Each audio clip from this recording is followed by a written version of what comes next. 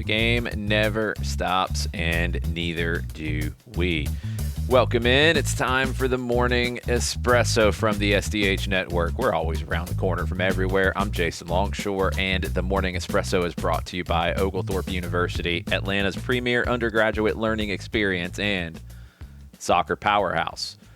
Today marks 100 days until the start of the 2026 FIFA World Cup. 100 days until the largest tournament the sport has ever staged begins across the United States, Mexico, and Canada. 100 days until the eyes of the world turn towards cities like Atlanta. Yet, it doesn't feel simple. Over the weekend, escalating military action involving Iran, Israel, and the United States dominated the headlines. The human consequences matter more than sport. They always do. Safety, stability, these aren't abstract ideas. They're real concerns for real people. Sport doesn't exist outside the world. It never has. As we sit here 100 days from kickoff, there are a lot of unknowns. How will geopolitical tensions shape participation, travel, security, the atmosphere around the tournament? At the same time, the World Cup remains one of the rare events that gathers the world together. It creates shared space. It invites connection across borders. My hope is that the next 100 days brings de-escalation, that diplomacy prevails, that when the first whistle blows in June, it does so in a world moving forward, not backward. That's where we begin this morning. Let's stay home in Atlanta and talk about Atlanta United signing Matías Galarza. They've officially announced the signing yesterday morning. He's on loan from River Plate through the end of June with an option to make the move permanent. The 24-year-old Paraguayan midfielder brings over 150 professional appearances across Argentina and Brazil, recent experience helping Paraguay qualify for this World Cup alongside Miguel Almiron. Sporting director Chris Henderson described him as dynamic, experienced, ready to compete. Tactically, for Tata Martino, this is about balance. Atlanta has needed cleaner transitions from the back to the front, more tempo in the midfield. Galarza profiles as that connector. He can press, he can recover, he can progress the ball, but he's clean on the ball, and I think he can help in that buildup that Tata talked about after the Cincinnati game, and we didn't see improve in the match in San Jose. Also, the loan structure gives some flexibility, but the expectation is impact, and the expectation is that he will impress and be here in Atlanta for a while. He has a loan spell to prove himself. Let's go to Brazil. Flamengo, they have parted ways with Filipe Luís just hours after an 8-0 win sent them into the Campeonato Carioca final.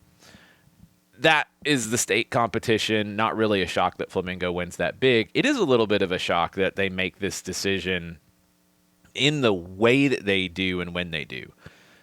It's not a shock, honestly, that the decision has been made because it's been a turbulent start to 2026. Losses in the Supercopa do Brasil, the Recopa Sudamericana, underwhelming league position very early on, but true.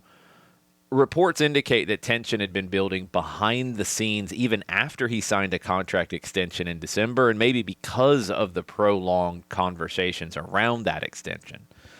Filipe Luís leaves with a huge legacy as a player and as a manager at Flamengo, but the club is now already reportedly in talks with Leonardo Jardim as they reset before the summer. Jardim said before the end of last year that he would only ever manage Cruzeiro again. Well, that's going to be put to the test here. Lots of talk, a little bit of a surprise, and I think it's just a shame the conversations we have about managers and the amount of time they get to work and the respect for their work. It's Brazil and some other leagues that have the shorter competitions. We see it in Mexico as well. Dome Torrent out now at Monterrey. We see it in other countries. Argentina has been notorious for this. Managers are affected by the short-termism of the media, of the fan bases, of the league structures at times, and it creates these constant moments of chaos, and I don't think it helps the clubs. I don't think it helps the managers, obviously, and I don't think it helps the quality of the game.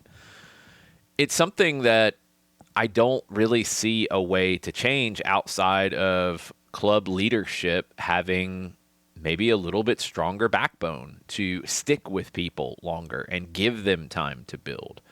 There's always a point where you have to make a decision. I think right now that decision is made too quickly too often. Filipe Luís is a great, great manager, and what he's done with Flamengo over the last year plus is incredibly impressive. He's not going to hurt for work, but I just hate to see some of this short-termism affect these situations. We'll see where Filipe Luís ends up. He was reportedly under consideration by Chelsea around the time that they brought in Enzo Maresca. We'll see if he becomes another consideration for a European club. Let's look at a couple national teams at this 100 days out mark. Let's go to Brazil first. And according to some of the reporting out of Brazil, there's basically open competition in every sector of the field. The roster is not totally secure for Carlo Ancelotti right now. There's a core group, but beyond that, there's still meaningful decisions to make.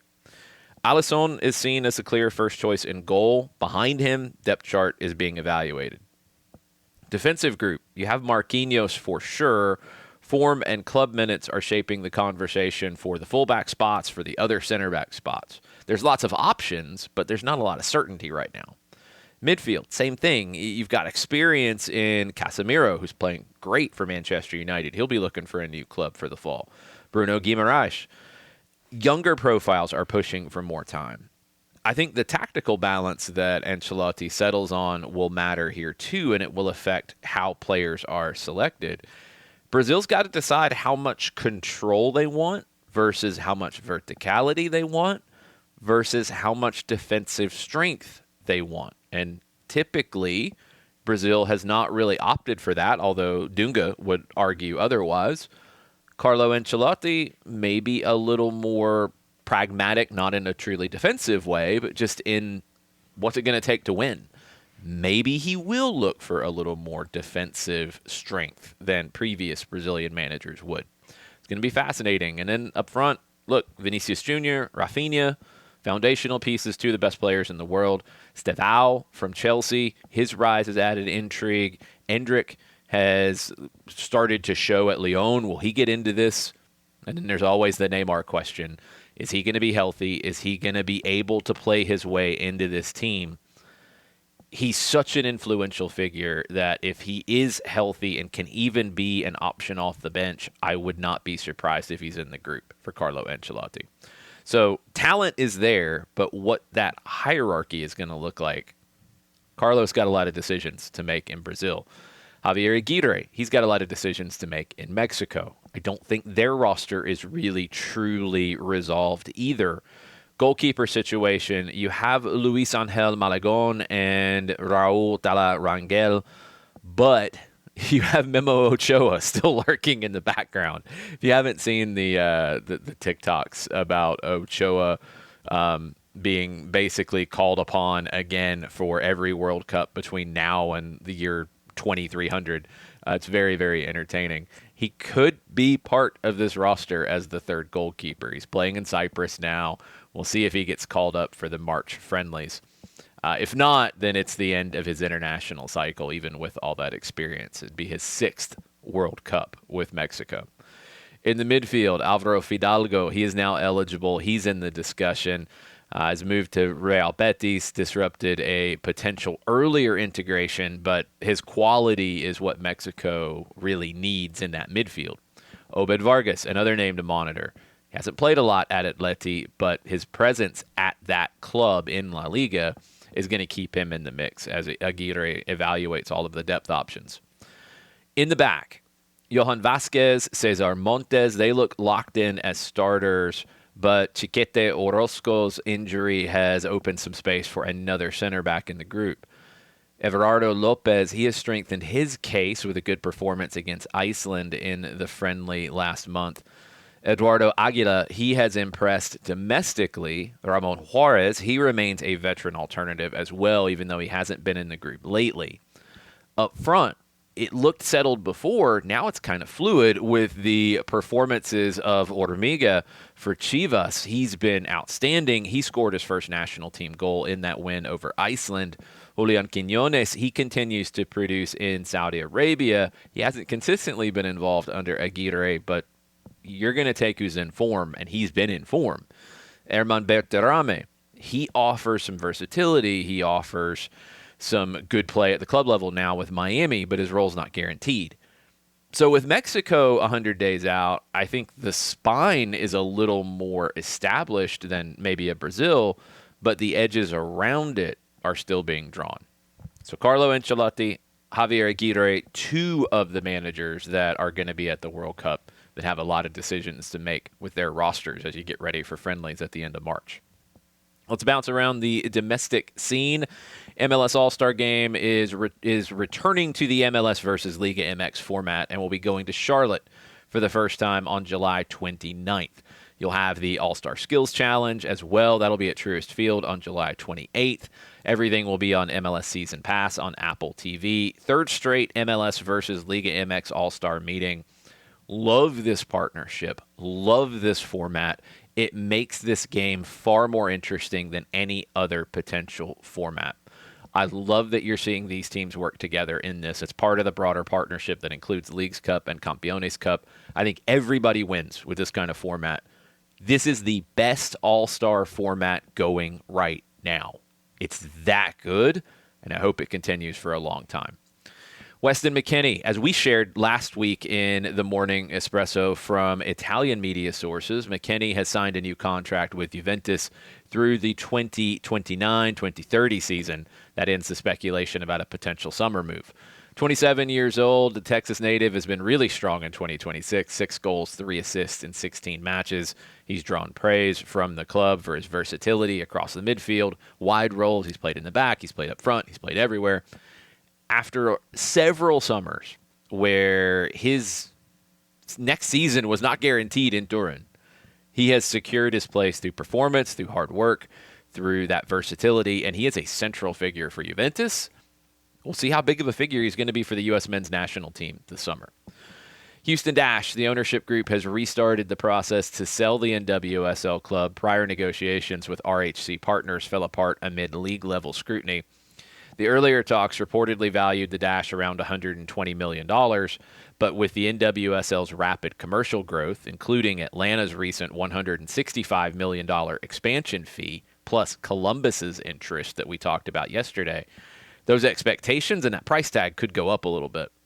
Separating the Dash operationally from the Houston Dynamo does present some logistical challenges, particularly given shared infrastructure and staffing. What that would look like would be very interesting. I'm a little surprised by where this goes. I'm a little surprised that the Dynamo would want to get out of this business right now, where it looks like a lot of other MLS clubs are getting into the business of the NWSL. So I'm fascinated to see where this goes for Houston. Gabby Portillo, she moves from Gotham to San Diego for $175,000 in intra-league transfer funds. Portillo recorded 3 goals, 3 assists last season, helped Gotham win both the NWSL title and the CONCACAF W Champions Cup. 30-year-old Brazilian international now joins a San Diego side that is continuing to rebuild its attacking core. MLS, they unveiled a pretty significant reorganization of their league office leadership. It's aimed at operational alignment and future growth. Longtime executive Joanne Neal will depart at the end of April after nearly 3 decades with the league. Came on in Season 3 in 1998. Several senior leaders, including Camilo Durana and Nelson Rodriguez, they will take on expanded responsibilities. Don Garber framed the changes as positioning MLS for its next phase amid continued expansion, possibly, and commercial momentum, absolutely. Cristo Fernandez, you might know the name, you might not, but you do know Dani Rojas on Ted Lasso. That is Cristo Fernandez. He is the actor who portrays Rojas. He is on trial with the USL Championship side El Paso Locomotive. Really, this is happening. The 35-year-old former youth player logged minutes in a preseason match and previously had trained with Chicago Fire too. He's trying to play professionally. It's crazy. It is a novelty, but it's also a second chance after a serious knee injury ended his playing career as a teenager in Mexico. So who knows? I don't know if this is really the attention that the USL Championship wants right now when you're in the midst of this conversation with the CBA and the USL Players Association and higher standards. I don't know what this actually says to the world outside. I'm very, very curious as to what that's going to look like. All right, around the corner, John Nelson is hosting this morning's edition of the SDH AM show. It starts at 9:05. You can watch live on YouTube and on Twitch. As always, John and crew will talk about the latest from MLS, the international game, the build-up to the World Cup this summer. Today's guest list, it's packed. Dave Leno, radio voice of the Philadelphia Union, will join Casey White from Apple TV's MLS coverage. She's joining to break down some of the league storylines, her perspective of Atlanta's loss to San Jose over the weekend. And MLS Next Pro president Ali Curtis will discuss the league's development pathway, how it fits into the broader growth of the game in North America. All right, let's kick into summer a little bit. If you're not subscribed to our dedicated World Cup newsletter, get on that list. It's kickintosummer.beehiiv.com. You can always check us out on social and get those links as well. We have a weekly magazine coverage with Kick Into Summer of what's coming this summer with the World Cup, both on and off the field. We're at that 100-day mark now. So here's a few things that are important at the moment. The ticket demand. It is still surging, even with the political tension, even with the backlash about the pricing. Nearly 2 million tickets have already been sold. Early phase is oversubscribed more than 30 times. But yeah, there are concerns about travel plans. There's concerns about unrest. There's concerns about the soaring resale prices. There's a lot of concern, but there's a lot of interest. I don't know how to resolve that. I wish tickets were cheaper. I absolutely wish tickets were cheaper. I could afford to go to games if tickets were cheaper. But this is a conversation about sports and entertainment in general. I don't go to big concerts anymore, even though I grew up going to big concerts as often as I could. Why? Because the prices are too high for me. Same with some games. It's just the reality of the world that we live in, and the World Cup is part of that reality. I really wish it was more affordable for kids, for families to go. However, the World Cup is not in isolation in ticket prices being too high for your average person. That's something that I think everything needs to figure out in terms of long-term fan support, long-term building, long-term growth. The World Cup's no exception to that. Like I said, I wish they were cheaper, but they're not an outlier in prices going up dramatically and outpacing a lot of people. San Diego, they are going to host both Switzerland and New Zealand as World Cup base camps this summer. The Swiss will be at the Fairmont Grand Del Mar as its team hotel. They'll train at the San Diego Jewish Academy. Proximity and infrastructure as key factors for them. New Zealand, the All Whites will train at the University of San Diego's Torero Stadium, and they're going to open their tournament in LA at the moment on June 16th against Iran. The Dutch, Netherlands, they will face Algeria in Rotterdam on June 3rd as their official farewell match before departing for the U.S. They'll play an additional tune-up on American soil ahead of their opener against Japan in Dallas on June 14th. Morocco. We talked about this for a while now, and reports from Foot Mercato in France still indicate that Morocco are preparing for the World Cup without Walid Regragui following his resignation. Difficult AFCON campaign, even though they got to the final. They didn't win it. The expectations were crazy.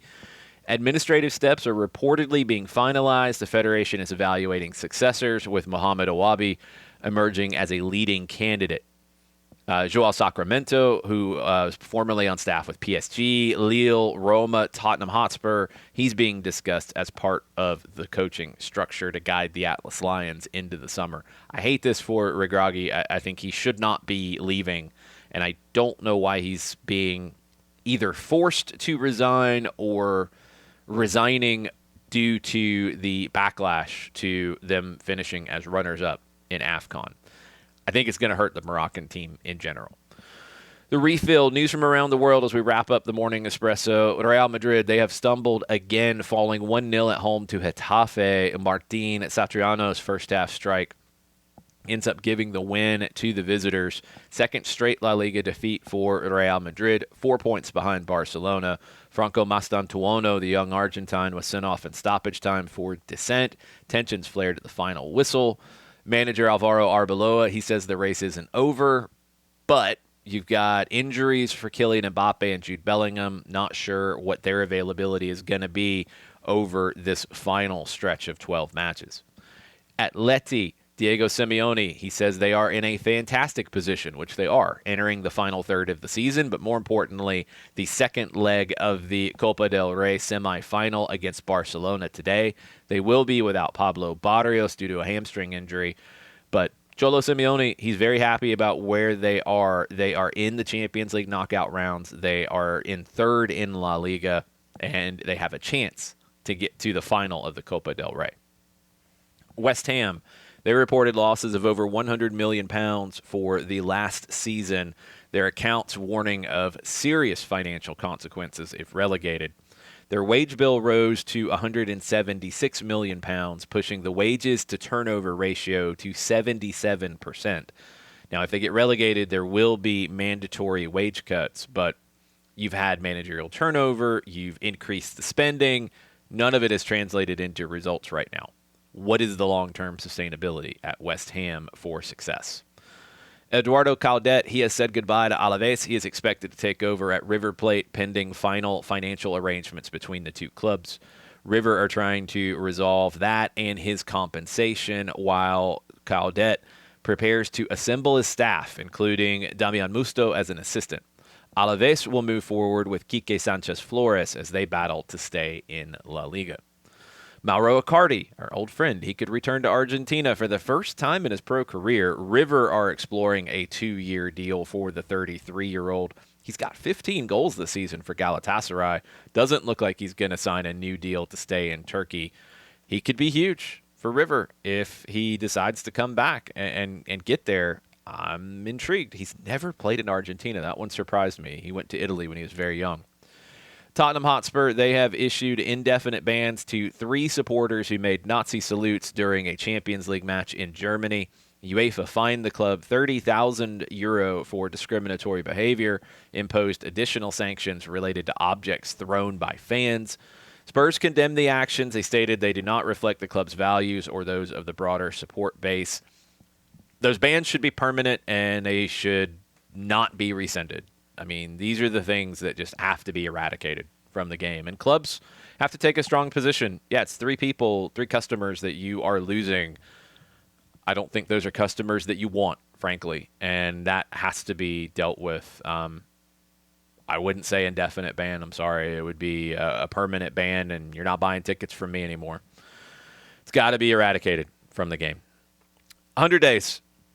100 days. It feels different today than it did a week ago when we talk about the World Cup. It's coming fast. All the conversations around it with rosters taking shape, base camps being finalized, ticket demand, ticket prices. But at the same time, the politics, the global tension, it sits just beneath the surface of all of this. This summer, this tournament, it's not going to unfold in a vacuum. The World Cup never does. Between now and kickoff, we're going to talk rosters. We're going to talk lineups. We're going to talk logistics. We're going to talk coaching changes and coaching quality. And we're going to talk about all the moments that will define this buildup. But we also have to keep an eye on the bigger picture because the story of a World Cup, it's always larger than just 90 minutes at a time. We've got 100 days to prepare. We got 100 days to hope.